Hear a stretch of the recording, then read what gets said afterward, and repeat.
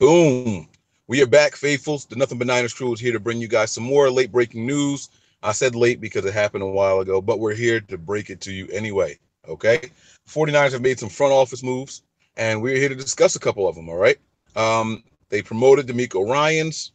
We got Moss moving in from the NFL, working with the NFL, I should say. And then there is what's the other guy's name? That's a big move too. That's a big move. I gotta oh, what's his name? What's his name? His name is Ethan Wall. Yes. Walg. I don't know Yes. if you Mr. say it Wall or Wog. Mr. Ethan. We'll call him Ethan, all right? Yeah. So let's start with that Ethan move, all right? So why don't you go ahead and tell people what happened, where he was promoted from and everything and all that. He's got a history with the Niners. So Mr. Ethan is being promoted to college scouting director, and he is entering his 15th year with the 49ers. He served previous 3 years as a senior player personnel coordinator. So he's being brought in to do college scouting director.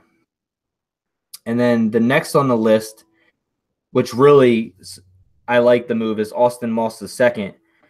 He's being named the director of player engagement, but Moss has served more than 6 years with the NFL in multiple roles. So he most recently was served as the senior management football administrator and development for the league. So somebody who did the football administration and development for the league is being brought over as a director of player engagement. So I think that's kind of a big move, taking somebody from who has overseen the league and bringing them into the front office.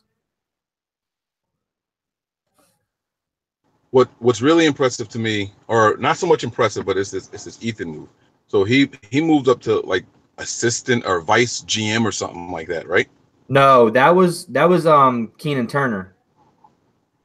Keenan Turner was he served the previous 10 seasons as the vice president of football affairs. But he'll now become the vice president and special advisor to the general manager. Uh-oh. You know what that says to me? Adam Peters. What's going to happen with Peters, man? Because he's right there assisting the GM, and that's what I was hoping to see. Peters get some kind of bump up, or you know what I mean? Maybe become the GM, and they have John Lynch oversee things or whatever. But I think this move could be something that's going to shift. Maybe not this year. Most of the teams have their front offices set, you know. But you never know, because the Panthers are about to be sold. I know they just hired their GM, but you don't know what the new owner is going to want to do. When the new group of owners, whether it's a group or an individual, we don't know who it's going to be exactly. But when that happens, Adam Peters is somebody you want on your side. Absolutely. So seeing somebody else get moved up and promoted to, you know, vice GM and things like that, that's just something that kind of makes my heart palpitate a little bit, you know? Yeah.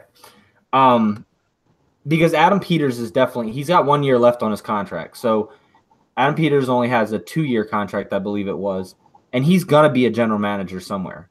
So is this move to set up for losing of Peters, and this is be his last year as, you know, helping so much with John Lynch, because John Lynch is basically either they see that he has the potential to do it.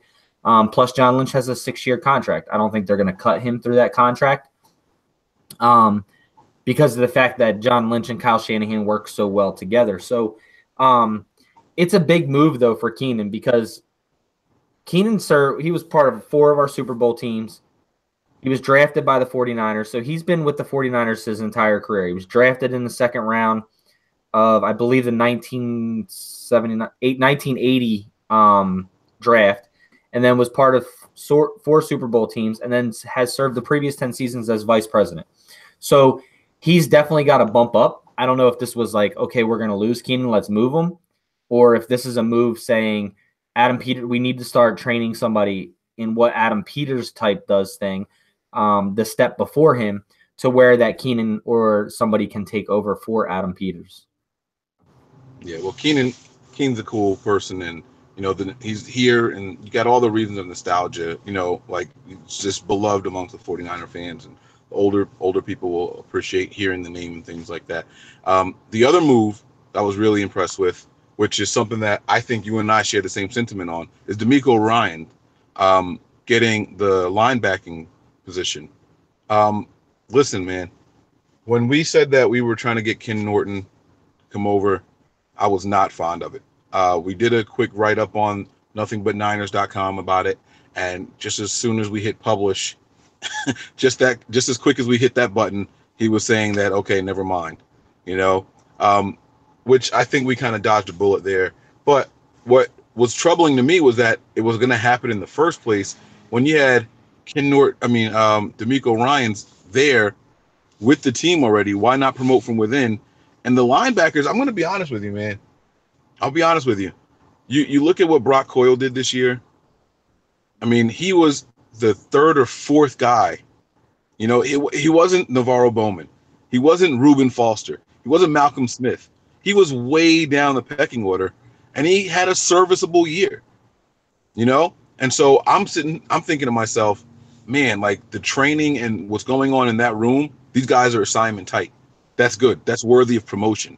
And that's what I wanted to see happen for DeMeco Ryans. I'm glad it's happening now. Yeah, Mike, and we talked about this. I mean, we're on the same page with DeMeco. We're on the same page with Coyle. I mean, I was watching all 22 the other night, and I was watching just Brock Coyle. And Brock Coyle is he came here as a special team player. That's what we basically said he was going to be. Okay, he came from Seattle, but we're like, okay, well, he's going to up our special teams. But the work that they're doing with him shows really good interest to me, because Brock Coyle played as an average linebacker in this league. He's just not a big name guy. If he was a big name guy, he probably would have got a lot more praise around the league as to who he is. I don't think he gets enough praise for what he did stepping in when Bowman left, or when Foster went down, or because Malcolm Smith went down.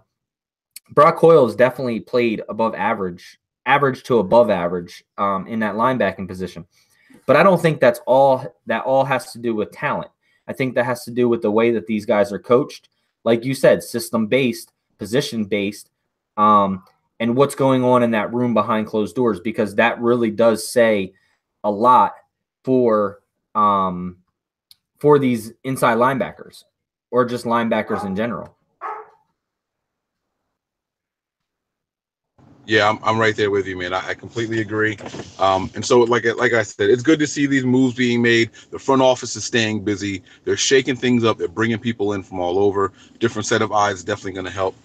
The guy that came over from the NFL, that was Moss, right? This guy is going to help with player relations also. He's going to help with how to handle certain situations. So we all know what's going on with Reuben Foster. I'm not saying that that's why he was brought in, but it's something that's definitely going to help. And so you're setting up rules and helping with regulations league wide. You can definitely help the Niners out to make sure that we can take care of stuff in house. So a bunch of good moves being made, man. I like it. We're keeping things fresh, keeping the players on their toes, and we're promoting from within. You do a good job, you deserve promotions, and they're happening. So I think that's all I've got to say about that. Wanted to bring that to you guys. You guys can be sure to look out. Check nothingbutniners.com. We're going to have some articles coming up, just recapping everything, letting you guys know the moves that have happened, the different transactions that have gone on. Again, from the Gilliam extension to these 4 guys being moved around in the front office and things like that. We're going to get those articles out to you guys right away. But you heard it here first.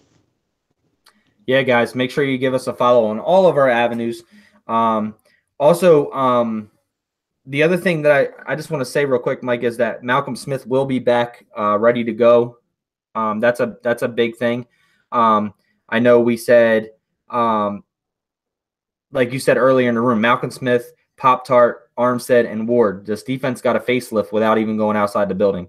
No matter how you look at it, we definitely did. These are all definite players that can produce and come around. So, yeah, guys, make sure you check out nothingbutniners.com, as well as, all of our other avenues. We'll have some combine coverage as well. I think a couple articles and stuff coming out to you. But above all else, stay faithful. We're out.